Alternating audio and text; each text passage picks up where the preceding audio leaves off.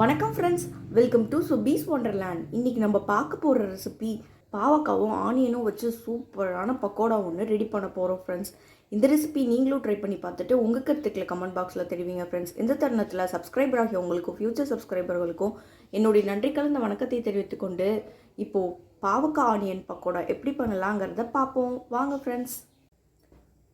செய்ய தேவையான பொருட்கள்: குட்டி பாவக்காய் ஒரு குட்டி பாவக்காவை 6 பகுதியாக நீல வாக்கில் கட் பண்ணி எடுத்து வச்சுருக்கேன். 2 லார்ஜ் சைஸ் ஆனியன் நீல வாக்கில் கட் பண்ணி எடுத்து வச்சுருக்கேன்.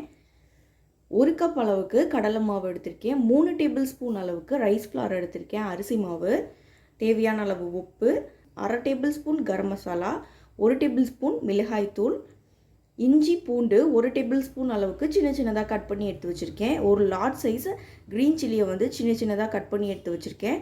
கறி லீவ்ஸ் கொஞ்சம், கொத்தமல்லி கொஞ்சம். ஒரு மிக்சிங் பவுலில் ஃபஸ்ட்டு நீல வாக்கில் கட் பண்ணி வச்சுருந்த பெரிய வெங்காயத்தை ஆட் பண்ணிக்கிறேன். இதை ஃபஸ்ட்டு நல்லா உதுத்து தனித்தனியாக எடுத்துக்கலாம். இப்போ வெங்காயம் நல்லா உதுத்து எடுத்தாச்சு. இப்போ நம்ம நீல வாக்கில் கட் பண்ணி வச்சுருந்த பாவக்காவை ஆட் பண்ணிக்கலாம்.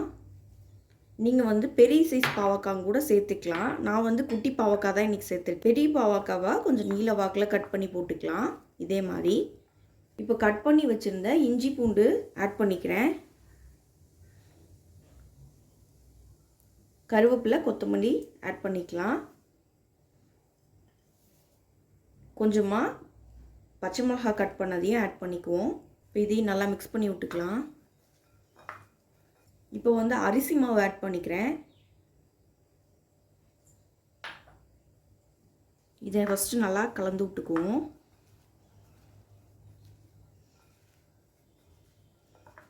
இப்போ கடலை மாவு ஆட் பண்ணிக்கிறேன். இதையும் நல்லா மிக்ஸ் பண்ணிக்கலாம். பாருங்கள், ஓரளவுக்கு நல்லா மிக்ஸ் பண்ணியாச்சு. இப்போ தேவையான அளவு உப்பு ஆட் பண்ணிக்கிறேன். கரம் மசாலா கொஞ்சம் ஆட் பண்ணிக்கிறேன். மிளகாய்த்தூள் உங்கள் காரத்துக்கு ஏற்ற மாதிரி மிளகாய்த்தூள் ஆட் பண்ணிக்கோங்க. இதையும் நல்லா மிக்ஸ் பண்ணிக்குவோம்.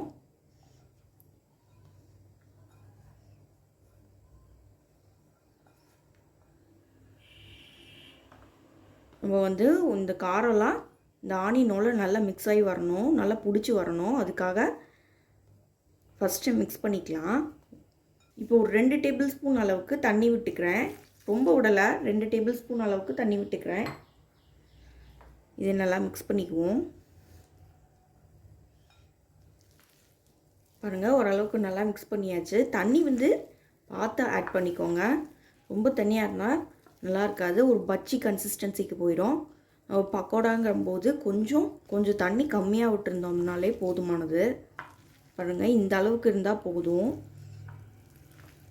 இப்போ நல்லா மிக்ஸ் பண்ணியாச்சு. இதை தனியாக எடுத்து வச்சுக்குவோம். இப்போ பேனை ஹீட் பண்ணியிருக்கேன். ஃப்ரை பண்ண தேவையான அளவு ஆயில் விட்டுக்கலாம். எண்ணெய் நல்லா சூடாகி வரட்டும். எண்ணெய் ஓரளவுக்கு நல்லா ஹீட் ஆயிடுச்சு. இப்போது நம்ம இந்த பாவக்காய் ஆனியன் மிக்சரை இது கூட ஆட் பண்ணிக்கலாம். நல்லா உதுத்து விட்டு போடுங்க.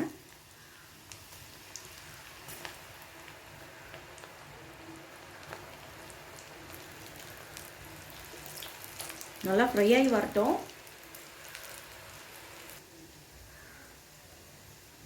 பாருங்கள், ஒரு பக்கம் நல்லா ஃப்ரை ஆயிடுச்சு.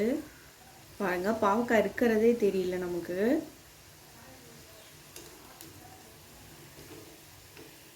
இந்த பக்கம் நல்லா திருப்பிக்குவோம். இந்த சைடும் நல்லா ஃப்ரை ஆகி வரட்டும். சூப்பராக ஃப்ரை ஆயிடுச்சு பாருங்கள், ரொம்பவே சூப்பராக ரெடி ஆயிடுச்சு. ரொம்ப அருமையாக வந்துடுச்சு. பாருங்கள், பார்க்கவே ரொம்ப கிறிஸ்பியாக இருக்குது. பாருங்கள், பாவக்காய் இதில் இருக்கிறதே தெரியல. சூப்பராக ஃப்ரை ஆகி வந்துடுச்சு. இப்போ இதை நம்ம எடுத்துக்கலாம். இதே மாதிரி மீதி உள்ளதெல்லாம் ஃப்ரை பண்ணி எடுத்துகிட்டு வந்துக்கிறேன். இப்போ நமக்கு ரொம்பவே கிறிஸ்பி அண்ட் டேஸ்டியான பாவக்காய் ஆனியன் பக்கோடா ரெடி ஆயிடுச்சு ஃப்ரெண்ட்ஸ். இந்த ரெசிபி உங்களுக்கு பிடிச்சிச்சுன்னா எங்கள் சேனலை லைக் பண்ணுங்கள், ஷேர் பண்ணுங்கள், சப்ஸ்கிரைப் பண்ணுங்கள், உங்கள் கருத்துக்களை கமெண்ட் பண்ணுங்கள். மீண்டும் இன்னொரு நல்ல ரெசிபியோடு உங்களை மீட் பண்ணுறேன். அதுவரை உங்களிடமிருந்து விடைபெறுவது சுபீஸ் ஒண்டர்லேண்ட். தேங்க்யூ.